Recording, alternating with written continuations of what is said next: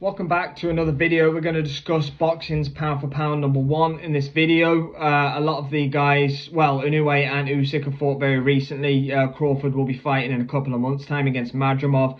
They are universally recognized right now as the top three pound for pound boxers on the planet, and rightfully so. You know, all undefeated, multiple weight, undisputed champions. Complete dominating, one at the smaller weights in Inoue, one at the middle weights at 154 now, but mostly 147, Terence Crawford, and a heavyweight in a cruiserweight frame in Oleksandr Usyk, who has just put on a special performance against Tyson Fury on Saturday night in Riyadh.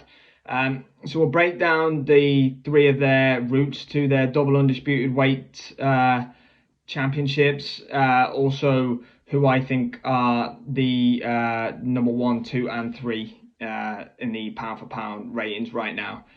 So we'll start with number 3. For me right now, I have that as Terence Crawford. This could all be changed, obviously, in the coming months, especially as he probably prepares towards a Canelo Alvarez fight. Turkey Al-Sheikh's on record to say now that he is making Terence Crawford versus Canelo Alvarez a priority for himself. Crawford's got to get through Madrimov in August in LA, which is going to be a tough fight in its own right. We saw Madrimov win the belt in Saudi last time out, and he's a very good fighter.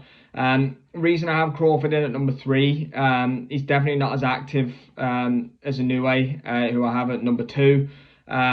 Also, I think his path to undisputed slightly varies. I think he beat Julius Ndongo, I think it was, for the 140-pound undisputed honours. Obviously, a fantastic win over Errol Spence. He was a favourite in that fight. It was billed as a 50-50, but Crawford was definitely favourite in that fight when he put on a marvellous performance beating Spence. But I'd like to have seen him be a bit more active than that. That was, very fast approaching a year ago now, and Crawford's, probably only in the last couple of years of his career. I'd like to have seen him kick on from that. However, a special fighter and a generational talent too. If Crawford goes on to beat Madrimov and then fights Canelo and wins, he's probably back into pound for pound number 1. But just on body of work, right now I have Terence Crawford as number 3, but that could all be changed very soon. I have Noaya in at number 2. I did have him at 1 before what happened at the weekend. His body of work and activity is just something to commend. Going through that WBSS at bantamweight, the wins he had there, absolutely spectacular. He beat Paul Butler ultimately in the final fight for undisputed, which is heavy favourite in that, and so on and so forth. But the wins over Nonito Donaire, obviously we will remember the first fight was an absolute classic. But yeah, Inoue then moving up to super bantamweight where he's campaigning now, getting that remarkable win over Stephen Fulton where he looked absolutely flawless. He then fought to Parlas, I think it was, to become undisputed. We saw how he looked against Luis Neri in his last fight. Again, absolutely spectacular. Inoue's doing it on a very frequent basis, very active. Again, he's looking to be out again in 2 or 3 months' time, which is why I have him up there. But he's definitely fighting way above his natural weight. Now, I know Crawford campaigned at 135 initially to start off with, and then 140, 147, but he's really grown into that.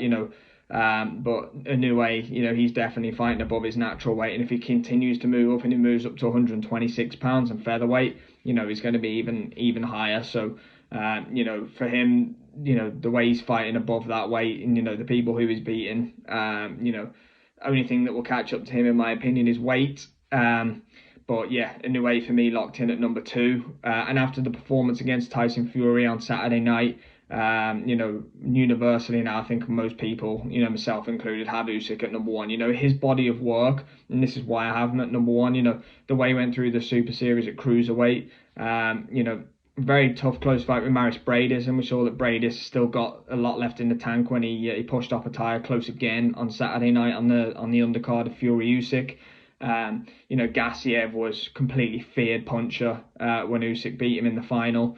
Just laid out, I think Dorticos it was in the semi-final of the Super Series, and Gassiev was very feared, and a lot of people were picking him to beat Usyk, and Usyk absolutely took him to school.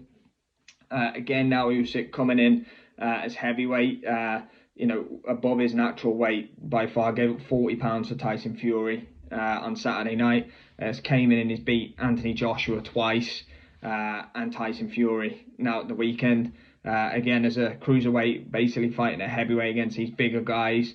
Winning these fights. For me, Usyk's body of work right now stands alone. Right now in boxing, he's got nothing left to prove now. I wouldn't mind seeing Usyk retire. He's probably going to take the Fury fight. The money's going to be too good in the rematch, and it's contractually obliged. But Usyk, Crawford, Inoue, they stand clear at the top of boxing for me right now. All multiple weight, undefeated, undisputed champions in their own right.